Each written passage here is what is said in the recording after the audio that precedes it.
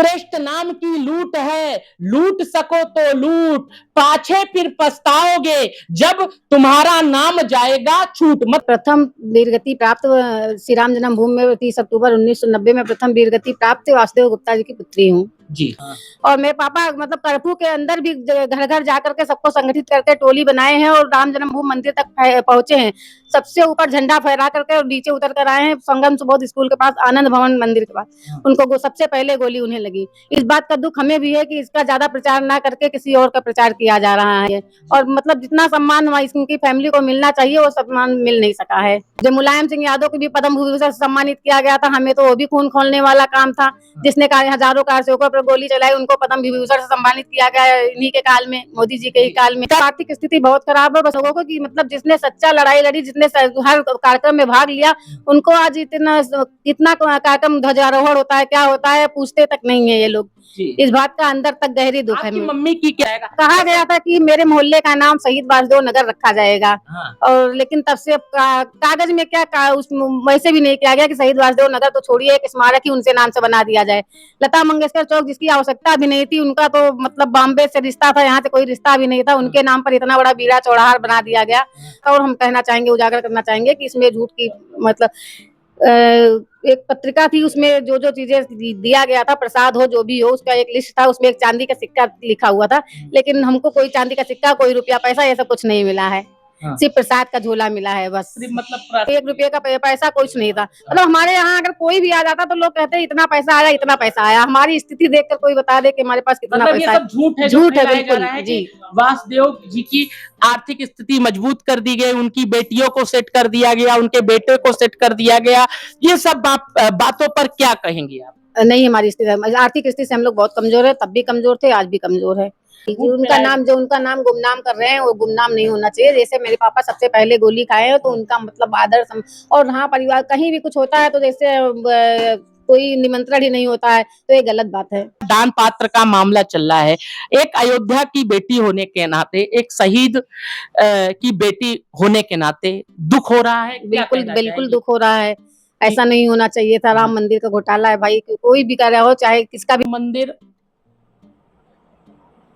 निर्माण में जिन लोगों का योगदान था, उनके भी योगदान की वजह से आज हम राम मंदिर देख पा रहे हैं। उसी में से एक थे वासुदेव गुप्ता जी, जिनका भी बहुत बड़ा योगदान था और वो भी शहीद हुए थे।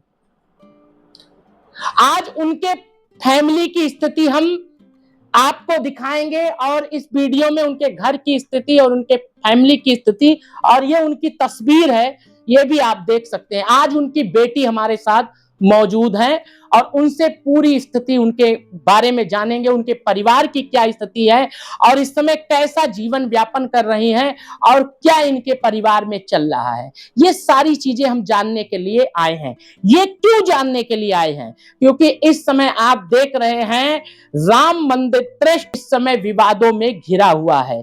चाहे वो दान पात्र की चोरी का मामला हो या राम मंदिर में हो रहे तमाम प्रकार के घोटाले का मामला हो, उसी को लेकर आज हम यहाँ पर आए हुए हैं और एक ऐसे कार सेवक की कहानी बताने आए हैं कि जो सच्चे थे उनको क्या सम्मान आज राम मंदिर ट्रस्ट दे रहा है। लता मंगेशकर चौक बन सकता है, लेकिन जो अयोध्या के मेन थे, सबसे पहले गोली खाने वाले थे वासुदेव गुप्ता जी, उनकी स्थिति क्या है, उनके फैमिली की स्थिति क्या है, आज जनता को ये भी जानना चाहिए, सनातन प्रेमियों को जानना चाहिए, हिंदू प्रेमियों को ये चीज जानना चाहिए। लेकिन कहा जा रहा है, इस समय चल रहा है, राम नाम की लूट है, लूट सको तो लूट, पाछे फिर पछताओगे, प्राण जाएगा छूट। उसी प्रकार से जिस दिन से राम मंदिर का फैसला आया उसके बाद ट्रस्ट का निर्माण हुआ, तो इसी को मैं बदल कर कह देता हूं, ट्रस्ट नाम की लूट है, लूट सको तो लूट, पाछे फिर पछताओगे जब तुम्हारा नाम जाएगा छूट। मतलब कि जब हम ट्रस्ट से हट जाएंगे तो कहां से लूट पाएंगे। ये स्थिति बन चुकी है। जिसको मौका मिल रहा है, एक ऑटो चालक था आज उसके पास कितनी बड़ी बड़ी व्यवस्था हो चुकी है, ये बड़ा सवाल है। इसी प्रकार से राम मंदिर के जिस प्रकार से इस समय तमाम चीजें निकल के आ रही, ये भी बहुत ही दुखद है। आप देख रहे होंगे, ये हम खुद नहीं कह रहे हैं, अभी विनय कटियार जी का एक बयान भी आया है, आप ये सब चीजें जानते हैं। लेकिन जो असली सेवक थे, उन्हें क्या मिल रहा है, यही दिखाने के लिए हम आए हैं। सबसे पहले आपका स्वागत है। आपका क्या नाम है? आप पूरा परिचय बताइए, फैमिली की तरफ देखिए। मेरा नाम सीमा गुप्ता है। मैं प्रथम वीरगति प्राप्त श्री राम जन्मभूमि में 30 अक्टूबर 1990 में प्रथम वीरगति प्राप्त वासुदेव गुप्ता जी की पुत्री हूँ। जी, क्या स्थिति है और काहे आपके पिताजी को ये सम्मान नहीं दिया गया? क्या कारण हुआ? अब सम्मान ना दिया जाना ये तो हम नहीं बता सकते, शायद आर्थिक कारण ही हो सकता है, क्योंकि सम्मान भी अब आर्थिक स्थिति को देख कर थे। उन्होंने सन 1990 में कर्फ्यू होने के बावजूद भी सबको संगठित किया और मतलब अपनी टोली लेकर 30 अक्टूबर को कोई भी बाहरी वो परिंदा पर न मारने वाली स्थिति मुलायम सिंह यादव ने स्थापित कर दी थी। और मेरे पापा मतलब कर्फ्यू के अंदर भी घर घर जा करके सबको संगठित करके टोली बनाए हैं और राम जन्मभूमि मंदिर तक पहुंचे हैं। सबसे ऊपर झंडा फहरा करके और नीचे उतर कर आए हैं संगम सुबोध स्कूल के पास, आनंद भवन मंदिर के पास। उनको सबसे पहले गोली उन्हें लगी। इस बात का दुख हमें भी है कि इसका ज्यादा प्रचार ना करके किसी और का प्रचार किया जा रहा है जी। जबकि सबसे पहले गोली, हमारे पास प्रूफ भी है, हम दिखा देंगे आपको प्रूफ कि सबसे पहली गोली मेरे पापा को ही लगी है। और मतलब जितना सम्मान हमारी इनकी फैमिली को मिलना चाहिए वो सम्मान मिल नहीं सका है। जो राम मंदिर के खिलाफ लड़ रहा था, बाबरी मस्जिद का मुकदमा लड़ रहा था, निमंत्रण देते हैं, सम्मान देते हैं, टेस्ट वाले उनको भी देते हैं कि आपको भी निमंत्रण आया था? कभी नहीं आया। जब मुलायम सिंह यादव को भी पद्म भूषण से सम्मानित किया गया था, हमें तो वो भी खून खोलने वाला काम था। जिसने हजारों कारसेवकों पर गोली चलाई, उनको पद्म विभूषण से सम्मानित किया गया इन्हीं के काल में, मोदी जी के ही काल में। पिता के एक्सपायर होने के बाद कैसे आपकी माँ ने पाला, वो सारी कहानी बताइए। वो तो बताएं, मतलब आंदोलन से मेरा परिवार इस तरह का जुड़ा है। मेरे पापा के जाने के बाद मेरी मम्मी भी आंदोलन में हमेशा सक्रिय रही हैं। हर आंदोलन में, चाहे जेल भरो आंदोलन हो, चाहे कितना भी मतलब कहीं भी अनशन करना हो, बहुत जगह भी चार पुरानी फाइलें उठाकर देखेंगे तो उसमें तस्वीरें और नाम जरूर मिलेगा मेरी मम्मी का। मतलब बच्चे थे तब से लेकर आज तक हम लोग में उनके हर स्थिति, आर्थिक बहुत खराब, आर्थिक स्थिति बहुत खराब है। बस किसी तरह एक छोटी सी दुकान थी हमारी, पहले पापा थे तो हलवाई की दुकान होती थी, हम लोग हलवाई हैं। और पापा के जाने के बाद बस छोटा मोटा कपड़े की और ऐसे ही रखकर मतलब किसी तरह गुजारा चल रहा था जी। गुजारा ही करके पाला। आंदोलन तब भी आंदोलन लड़ती रही हम लोग, कभी भी पैसे किया उसमें। तो इस बात का बहुत गहरा दुख होता है हम लोगों को कि मतलब जिसने सच्चा लड़ाई लड़ी, जिसने हर कार्यक्रम में भाग लिया, उनको आज कितना कार्यक्रम ध्वजारोहण होता है, क्या होता है, पूछते तक नहीं है ये लोग। इस बात का अंदर तक गहरी दुख है। मम्मी की क्या सपना था, क्योंकि अब तो वो भी एक्सपायर हो चुकी है? जी, मेरी मम्मी का सपना था राम मंदिर बन जाए। आप पुराने फाइलों को उठाकर देखेंगे, मेरी मम्मी का यही बयान समझ रहा है कि राम मंदिर बन जाए। और चूंकि राम मंदिर बन चुका है तो ये भी तो सपना रहा होगा, उनके पति शहीद हुए थे, मारे गए थे, तो ये भी सपना रहा होगा कि जब मंदिर निर्माण होगा तो कहीं ना कहीं हमारे पति का भी एक योगदान को याद करने के लिए कुछ ना कुछ किया जाएगा। कहा गया था कि मेरे मोहल्ले का नाम शहीद वासुदेव नगर रखा जाएगा। और लेकिन तब से कागज में क्या वैसे भी नहीं किया गया कि शहीद वासुदेव नगर तो छोड़िए, एक स्मारक ही उनसे नाम से बना दिया जाए। लता मंगेशकर चौक, जिसकी आवश्यकता भी नहीं थी, उनका तो मतलब बॉम्बे से रिश्ता था, यहाँ से कोई रिश्ता भी नहीं था, उनके नाम पर इतना बड़ा बीड़ा चौराहा बना दिया गया। और जिसने अपनी जान तक गवा दी, जिसके परिवार आज तक उसके जुड़े हुए हैं, उनके नाम से कहीं एक स्मारक चिन्ह भी नहीं है। क्या कभी राम मंदिर ट्रस्ट के लोग या विश्व हिंदू परिषद के लोग, ये लोग आप सबसे मिलने आए या पापा के एक्सपायर होने के बाद, या कभी ये कहा कि हम लोग खड़े हैं, ऐसा कुछ हुआ कि कभी नहीं हुआ? नहीं, छोटे मोटे का हम खुद पापा का श्रद्धांजलि कार्यक्रम आयोजित करते थे, बस फूल चढ़ाकर और विदा हो लेते थे, वैसा कुछ नहीं। अगर ऐसा होता तो हमारे घर की स्थिति आप देख सकते हैं। और लोग कभी आपको सहयोग नहीं किए? विश्व हिंदू सहयोग इतना है कि ट्रस्ट में मेरे भाई को नौकरी कर रहा है, तो छोटी नौकरी है, बस परिवार का गुजारा, तब भी परिवार का गुजारा ही चलता था, अब भी परिवार का गुजारा ही चल रहा है बस। मतलब कोई बड़ा योगदान नहीं दिया और ना कहीं पे कोई चीज आप बिल्कुल नहीं वो किया गया। आप अब क्या चाहती हैं? आज आप क्या चाहती हैं, जिस प्रकार से इस समय आप राम मंदिर को देख रही हैं और इस समय किसको शुगर है? अरे वो तो भाई को हो गया है, टेंशन और जिम्मेदारी में तो हो ही जाते। भाई, मेरी मम्मी भी शुगर से पेशेंट थी। मम्मी को कितने साल हुआ एक्सपायर हुए? मम्मी 2014 में एक्सपायर हो गई। 2014 में। उसके बाद मंदिर की प्राण प्रतिष्ठा हुई, उसमें मम्मी नहीं थी? नहीं, मम्मी मेरी एक्सपायर हो गई 2014 में ही। क्या प्राण प्रतिष्ठा के समय आपको निमंत्रण आया था? जी, निमंत्रण आया था, मेरा भाई गया था। आप लोग?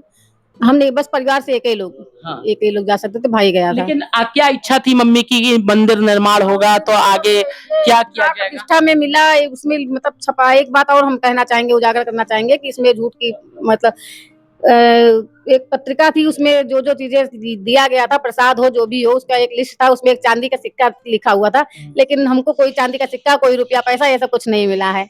हाँ। सिर्फ प्रसाद का झोला मिला है बस। सिर्फ मतलब प्रसाद प्रसाद का का झोला मिला झोला था जी, और चांदी का सिक्का आपको सिक्का और नहीं पैसा ये सब स्मारक चिन्ह वगैरह ये सब कुछ नहीं है। हाँ। बाकी हल्ला उड़ता है कि कोई भी अगर हमारे दरवाजे पर आ जाता तो हल्ला उड़ जाता है, लोग इतना देकर गए हैं, उतना देकर गए, अगर लोग तो कौन लेके आया था प्रसाद? प्रसाद भाई गया था ना, झोला मिला था प्रसाद का। हाँ। बैग हाँ। उसमें तो तो क्या मतलब बताया अगर गया कि कोई नेता यूं ही आ जाता है, ये चीजें मिली है? लिस्ट उसमें था, हम दिखाएंगे कभी दिखाएंगे निकाल कर आपको। हाँ।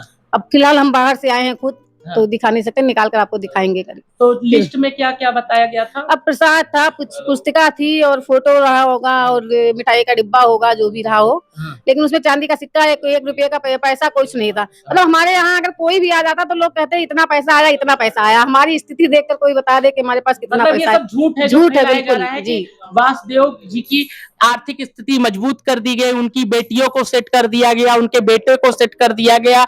ये सब बातों पर क्या कहेंगे आप? नहीं, हमारी स्थिति, आर्थिक स्थिति से हम लोग बहुत कमजोर है, तब भी कमजोर थे, आज भी कमजोर है जी। कभी किसी ने सहयोग नहीं किया? नहीं, सहयोग ना, हम लोग मतलब हम लेना भी नहीं चाहे। हमारे तो जो सम्मान मिल जाए यही बहुत बड़ी चीज है कि उनके नाम को गुमनाम न किया जाए।